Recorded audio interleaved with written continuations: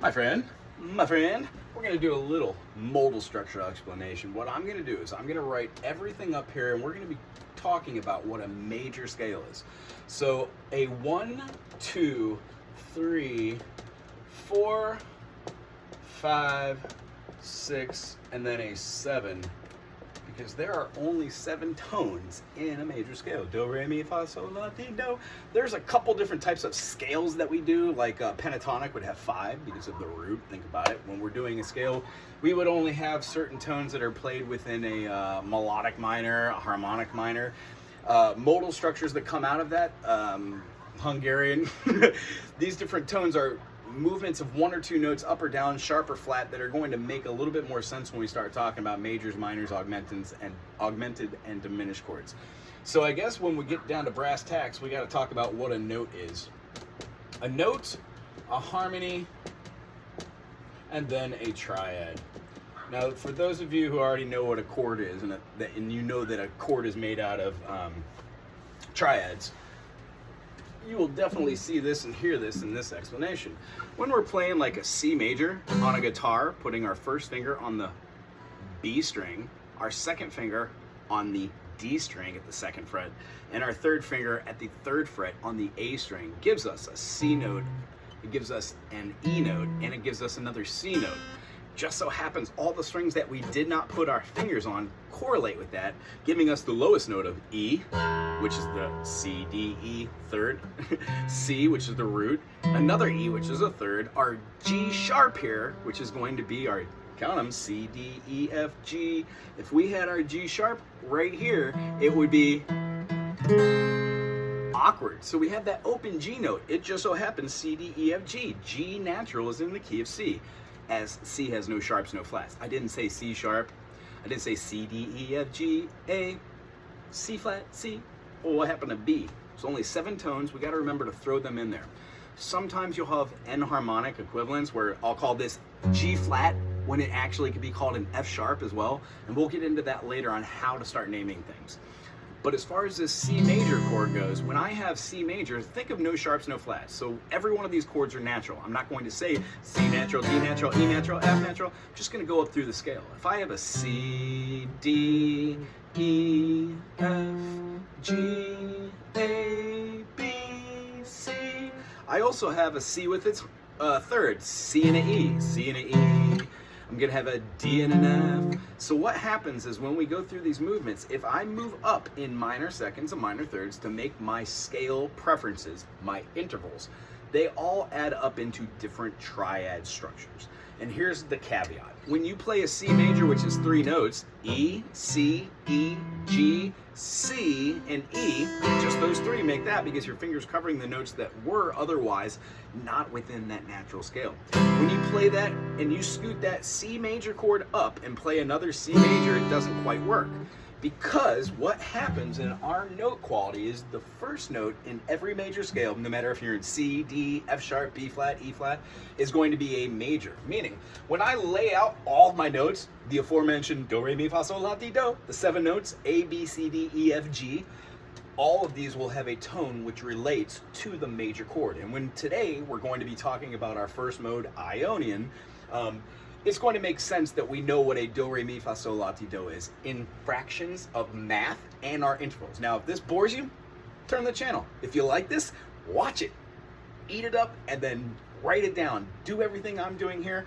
Go watch other videos. Get yourself a small book. Start going through that, and then watch as many videos as you can and play with others. And then when you have a small amount of knowledge, start showing your friends and your family how to do this as well. Music is wonderful. So when I have a single note, I have a frequency. When I have a harmony, I have 2 notes that are being played. And guess what? When I have a triad, you guessed it, just like a tricycle, I've got 3 notes that are being played. When those 3 notes are being played, it vibrates my eardrum, and depending on the intervals between the distance of the notes, it makes me feel a certain way. So from E to E is an octave.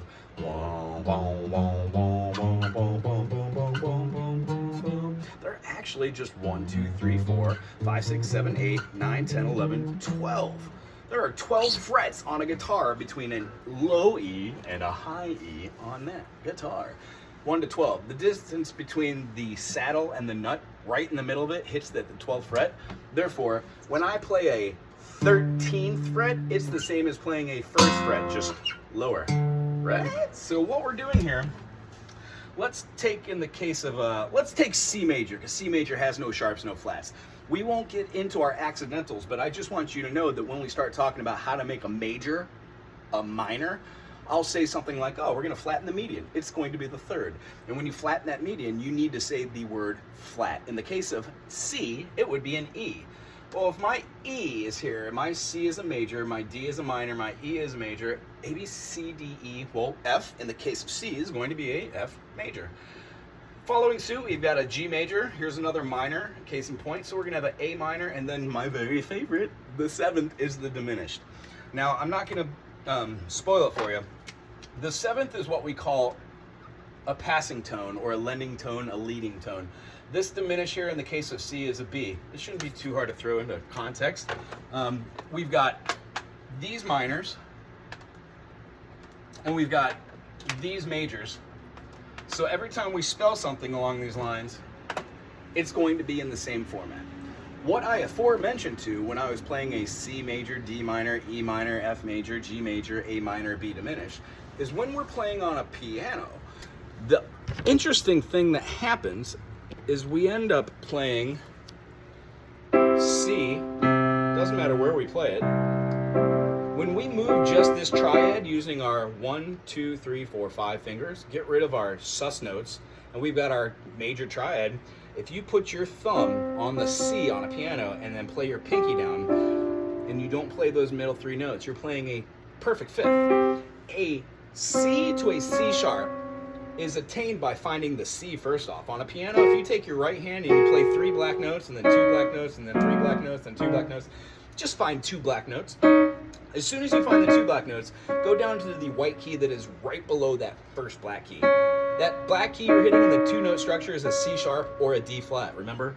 And harmonic equivalence. When we go down to the C, if we put our thumb there, skip the D, which is our 1st finger, skip the 3rd finger, which is the E, skip the 4th finger, which is the F, and play just the pinky, that's a perfect 5th. The idea behind piano is when you play these perfect 5ths and you're able to just move them and correlate them to where they are, your hands will naturally feel what a 5th feels like. The interesting part is putting your 3rds down and hearing that major or a minor or a diminished or that augmented we were talking about. So what we're looking for to do is we're looking to use the most common scale that we possibly can in these. When we build our triads, we can talk about inversions as well in this video, how we take the C and we put it up top. We just move the structure over and then the pinky leads that C. That's based off of the E, G, then C. As long as I have C, E, and G in these notes, it's a triad. So this right here is called a C major 2nd inversion. But I digress. Let's take a quick look at this board again. And when we're working these up, the first chord that I just played, if you're on a piano or on a guitar or on a mandolin or on a banjo or on a ukulele, they all have strings. The first thing you do is you find out what those strings are. In the case of a piano, it's a little bit weirder to write all the notes out, but we definitely can. We could take this whole concept, we could put this piano board right here, and I can write out my notes on here, and they'll look the exact same as they do on a piano. Here's my C, here's a D, here's an E. Notice how there is not a black key or a middle tone between E and F. It means that that is a half step, a semitone, a aquara. When we move through these notes, we're going to go through something super awesome and super it's kind of intricate, but it's not. With our 7 tones, these are our sharps up top. What happens when I go from a C to a C sharp? I get my tone, C, and then I have what we were calling a diatone. It's when 2 notes are pushed together. If I have a C playing with a C sharp, means it's not quite a D, it's a D flat and a C sharp because that note is the exact same. With the 2 notes we're hitting, that's that first black key we were talking about. When you hit that C and a C sharp, no matter what instrument you're on, if you're playing a C here and a C sharp here, you get get a diatone. Now, it sounds a little funky, but those are beautiful when used in certain types of music. We'll get into that later. However, when we go from C to C sharp to D, C to C sharp is what we call a minor second. And I'm going to represent it by a little M and a big old 2. When I do a C to a D, that is a major second. So I have a large M and a small 2. When I go from my C to C sharp to D sharp, or E flat, that is quite literally a minor second plus a minor second plus a minor second. So what happens here is we kind of do a little bit of math, but not really, because you're only going to do it maybe the first couple times you do this, and then it's just going to be a given.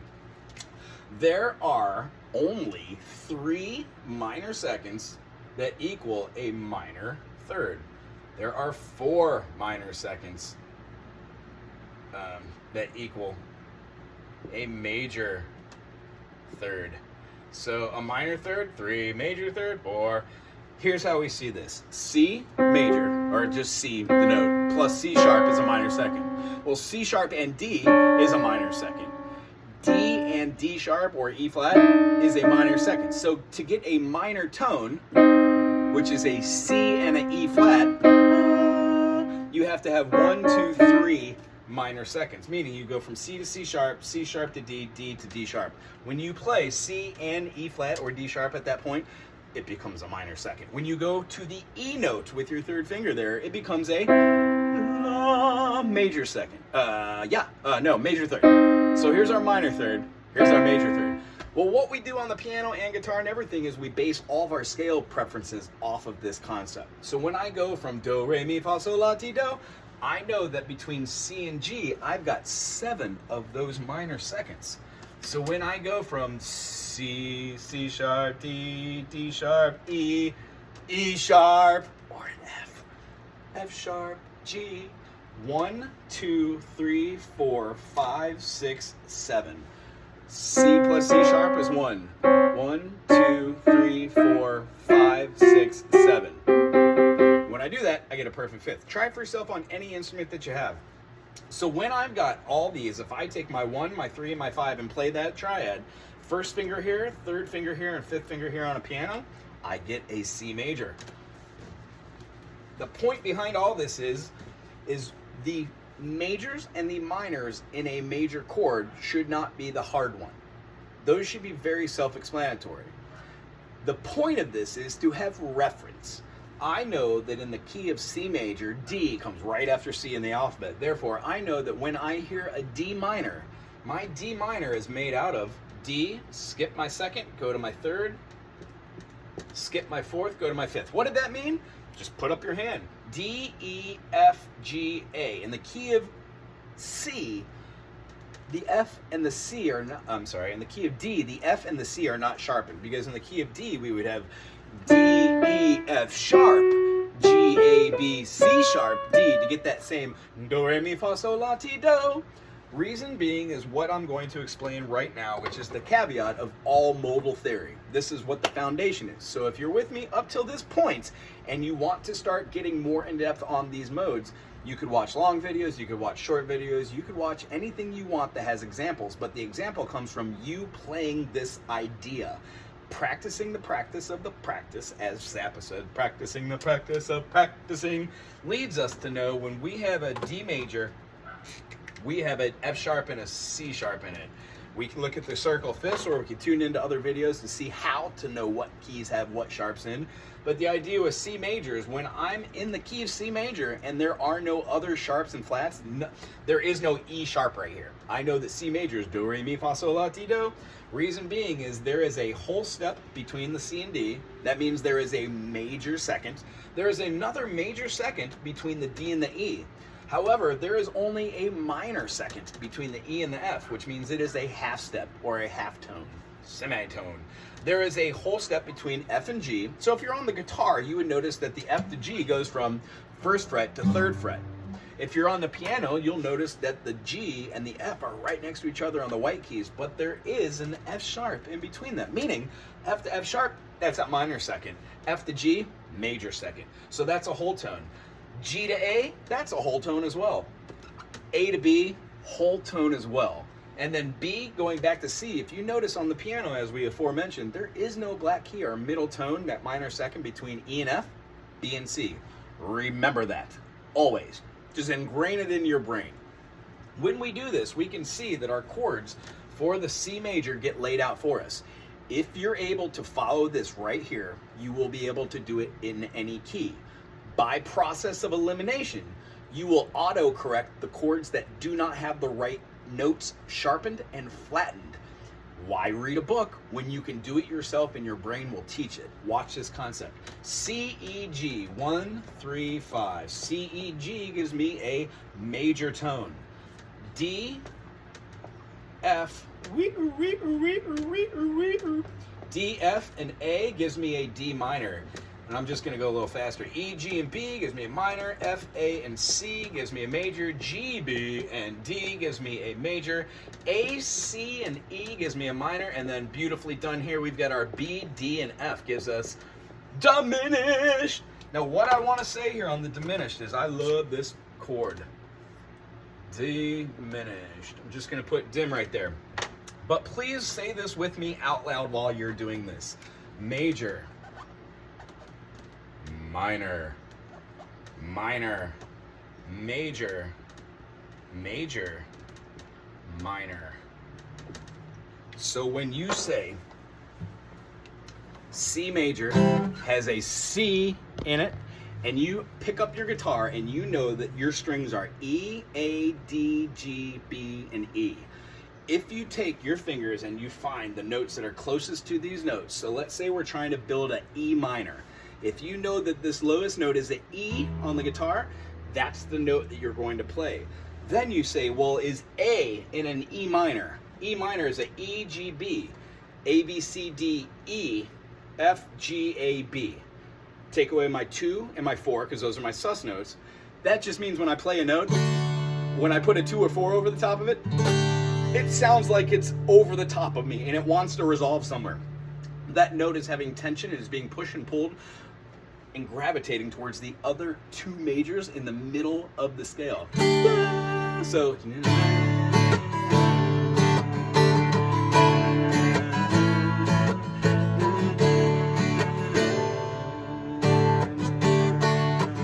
hear how it wants to resolve? Sounds groovy. So when we move that chord up, I know that an E minor has an E in it.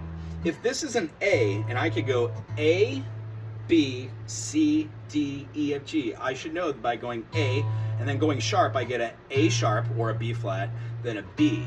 You don't necessarily have to have the fretboard recognition, or when you're playing on the piano, you don't necessarily have to have the note recognition of what these are. Just being able to hear that this is a major and this is a minor is a very important tool. So the idea is, once you figure out notes and how to build triads, quite literally on a piece of paper, write down C major, write down whole step, half step, whole step, whole step, whole step, half step. I always inflect on that last whole step to make sure that I know that it's different than the first 2. The reason why this is very important is when you play C major, which is a C note, an E note, and a C note, the open notes are also C, E, and G. When you play a D minor note, what's happening is you switch your fingers from a C-based scale and triad to a D minor, which exhibits the D, the A, and the F note. So what we're doing is that minor is a 1 flat 3, 5. Now in the key of C, I don't have to remember that D has a flat 3 and the F has to be an F natural, not an F sharp. It means that when I have an F sharp, like the D note, a lot of people know, first finger on the A note, second finger bookending all the way on the high E string on the 2nd fret for that F sharp, and then our 3rd finger wraps around for that D note. So we have boom, ba, da. Nice. So D major, when I keep these same 2, this D note and this A note, and I teeter-totter my fingers here, covering that same A note with the finger that was on the F sharp, and then taking that first finger, which is now open, and putting on the 1st fret on the E string, way up high, the high note, it gives me an F tone. So when I do this, it changes that D major to a D minor. Now granted, in the key of C major, no sharps, no flats. So when we read this out, I can go to any note inside the structure and be able to tell what chord it is. After a certain period of time, you start seeing relative chords. D minor is only a minor in a certain amount of these chords. Meaning, when I see a D minor, if I'm in the key of, let's see here, what's my relative? If I'm in the key of F, F would be a major, G would be a minor, A would be a minor, B would be a major, C would be a major, and then D would be a minor. It would be my minor sixth.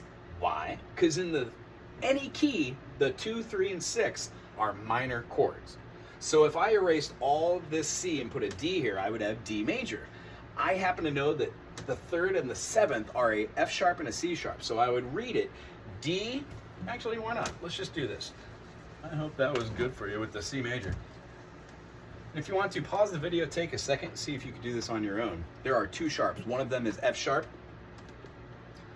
and one of them is C sharp. And you can go to the other videos for the circle of fifths here and watch those if you'd like. Other than that, this video is going to rock in this concept. We're now in the key of D major. D major has 2 sharps, meaning when you play those D major, E minor, F sharp minor, G major, A major, and then guess what my minor 6 is going to be? D, E, F, G, A, B, dizzle. Yeah. So when we have a minor, I can now read in the key of D. If I just go B, C, D, E, F, I don't have to say my F sharp and C sharp because they're not really that important when I'm going through this until I notice that it's not the same as what I've already spelled. Do you remember what a B diminished was in the key of C?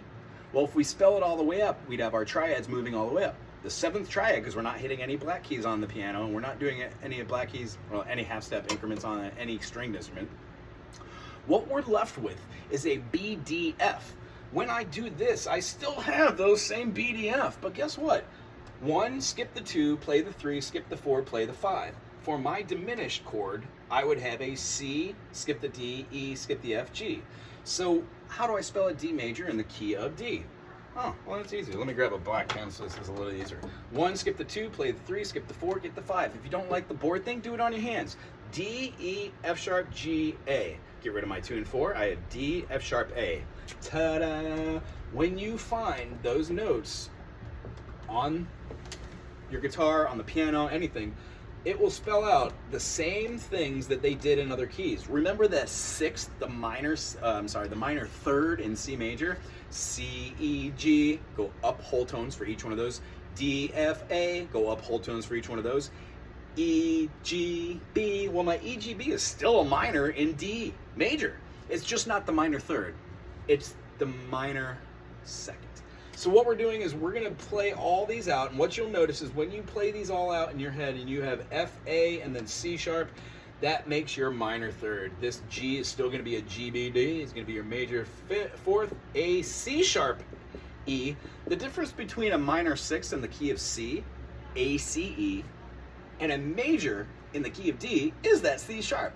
So as I aforementioned, going into a chord and playing the wrong chord to find the right chord, on guitar, it would be layering out all the notes. You know, this is the A, and then you would be like, well, this is a D note. Is D in A?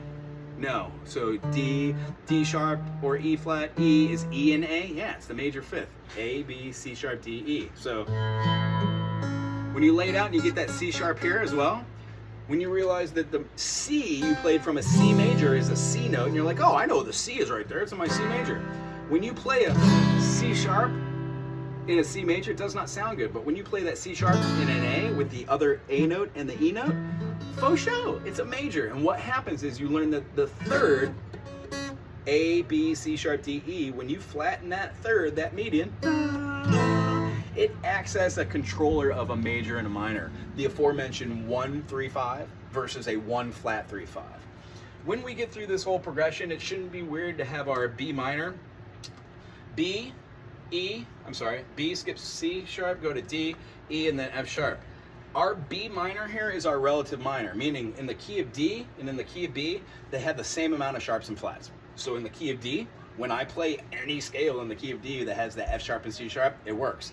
If somebody's playing in a D major and I play a B minor scale over the top, it will also work because I have a relative set of notes which are correlating to both, and all these, by the way. And then lastly, our diminished, here, I'll do this in a different color. Lastly, our diminished works this way. So C sharp, skip the D, go to the E, skip the F sharp, and play the G. When I play all these notes, you will notice that this last one has a 1, flat 3, and a flat 5. If you can play a C sharp, an F or an E sharp, and a G sharp, it will make a different chord. When you put a flat, an E flat or a G flat on there, it will make a different chord. So what we're going to be doing is taking these scale preferences and playing do, re, mi, fa, sol, la, ti, do in every single one of these.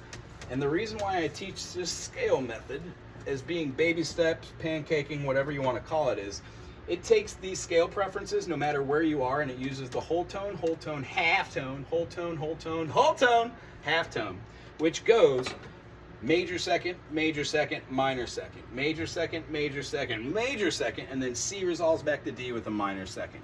If you're still with me up to this point, it's going to look, feel, and sound a lot like this. If you put your finger on any note and play, let's say A. Actually, let's say D, because we have D up on the board. D is going to go not a half step to the first fret, but to the second fret for a whole tone, a semitone. When we go up here, we can't go a half step because that would be an E sharp or an F. And that F is not inside of our scale, is it? An F sharp is. So we need to go all the way up. So what are our first notes? D, E, F sharp. Now I know that I've got a half step in between F sharp and G. So if I hit that G, it does do, re, mi, fa, my do, re, mi, fa, sol. My fifth is going to be a whole tone or a major second from G to A. And then A to B is a whole tone. B to C sharp is a whole tone. If I would have gone from B to C, I would have gotten ta, and it's not T. T is a half step. T, do. It's the moving factor, the lending tone in a diminished that actually makes you want to feel that resolution towards the 1. When you have a ta, do, it's a whole step away, not a half step. It's closer to the 2 majors that are pulling towards it. So it kind of want to resolve towards that 6 or the 5 or the 4 or the 3 or the 2 or the 1 rather than the 1 way up top. We'll explain more of that when it gets into theory. However, when we're doing this, what I'd like to impress upon you is once you find the notes on a single string, doing the whole step, half step, whole step, half step, you then can find those notes on the other strings. So if you have E, there's 4 sharps in the key of E: F sharp, G sharp, D sharp, and C sharp. E, F sharp, G sharp, A, B, C sharp, D sharp, E. So when you just follow the do, re, mi, fa, sol, la, ti, do, whole step, half step, whole step, half step. That brings us full circle of our 1, 2, 3, 4, 5, 6, 7, 8, 9, 10, 11, 12 minor seconds. We're just not playing whole tone scales. It would put us off. Our half tone scale has way more than 7 notes. It's 12. So what happens is we use these different tones and these different scale preferences while playing. We'll get into an idea on how to use modal structures for practicing the practice of practicing, and then those do become influenced melodies. Because what I would suggest from this is, let's say I was playing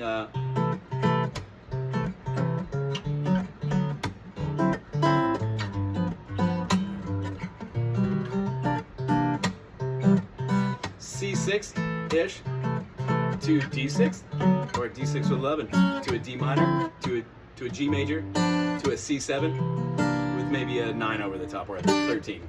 When we're doing that, I can have C, and that bluesy note is derived out of doing half-step movement. So if I did my third, C, D, E, and played an E flat into an E, it works with the chord, but it's not necessarily within the key. So half-step slurs and ties work really well when playing this. But the way you know that is knowing that C, D, E, F, G, A, B, C can be derived on the scale preferences, and please watch other videos on this as well. But you could use a plethora of different fingerings for your scale preferences. Starting with the C major chord, you could use your third finger and incorporate the open notes, playing C, open D, E, F, open G, A, open B, C. Try those up and down, forwards and backwards until you could get just this scale doing this. And then move your third finger to your second finger. When your second finger gets to that same third fret for the C, omit the first fret and the open strings and just play the 2, 3, 4, 5 frets, getting second finger on the third fret for the C, big stretch, skip a finger and a fret for that D on the A string as well. This has 2 notes on the A string. Then the D has 3 notes, and then the last one has 3 notes as well. It's a 2, 3, 3 type scale. So we have C, the D. We're gonna have our finger right above that E note. So C, D, E, half step. Remember, whole step, half step. Whole step all the way. Remember, skip a finger, skip a fret. We're going to go to the 5th fret here to get this G. We're going to come up right here for this A note, which is just as convenient as the E was right above that because we're only playing on these 4 frets. So when we have C, D, E, F, G, A, we're going to have our B right here, and then our half step is going to thusly go to our resolution for our C. That is the second preference. First scale.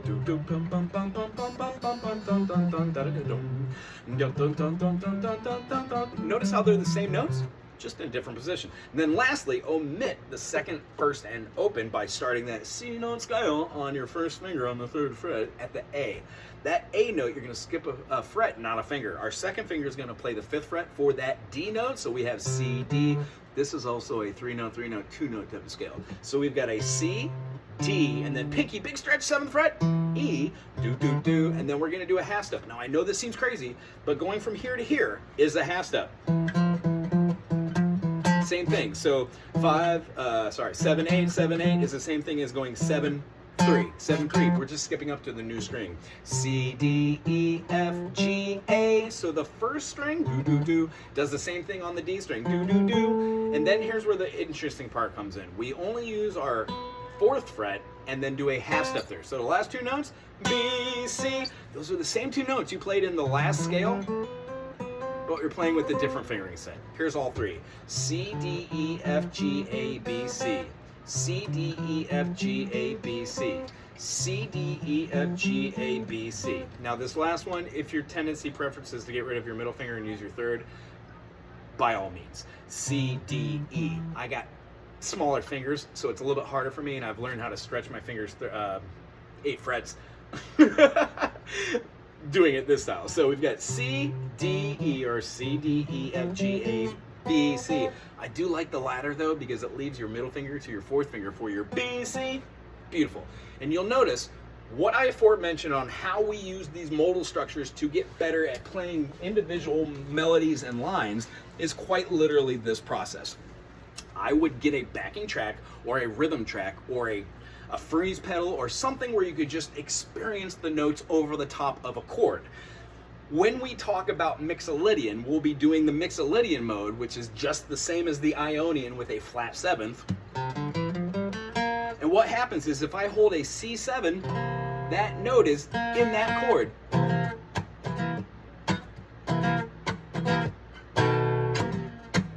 So I could use that.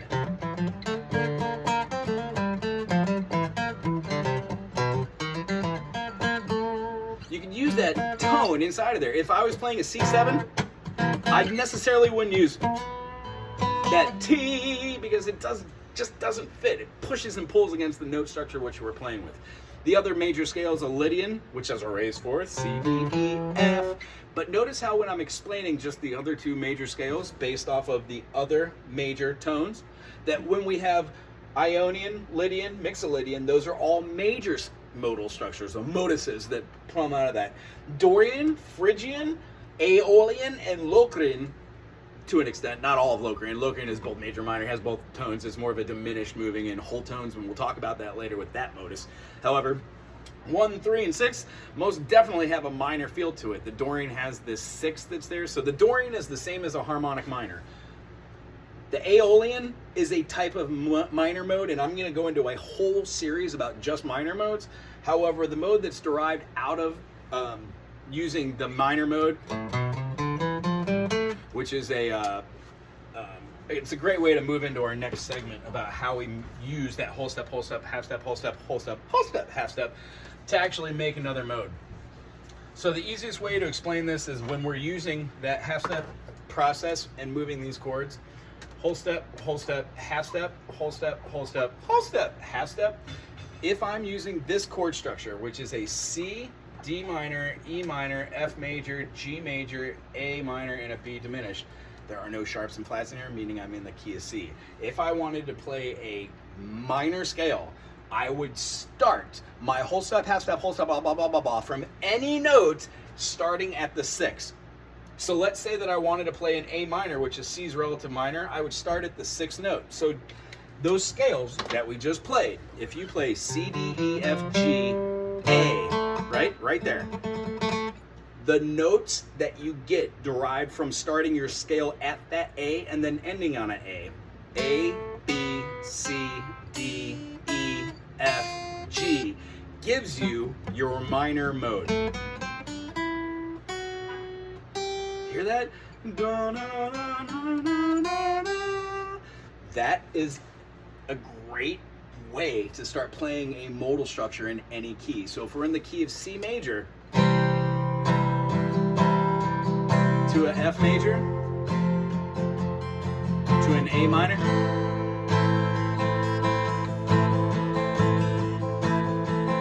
you can play your C major Ionian. Whole step, half step, whole step, whole step, half step, which would sound like.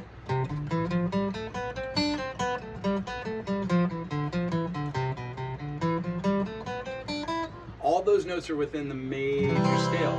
C, D, E, F, G, A, B, C.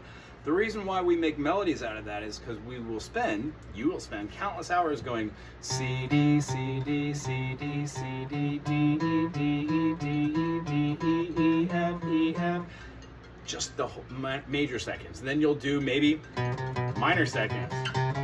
And then maybe you'll do 3 notes at a time. C, D, E, C, D, E, C, D, E, C, D, E, D, E, F, D, E, F, D, E, F. And what happens after you get 7-note preferences like 1, 2, 3, 4, 5, 6, 7? You change those by having like a.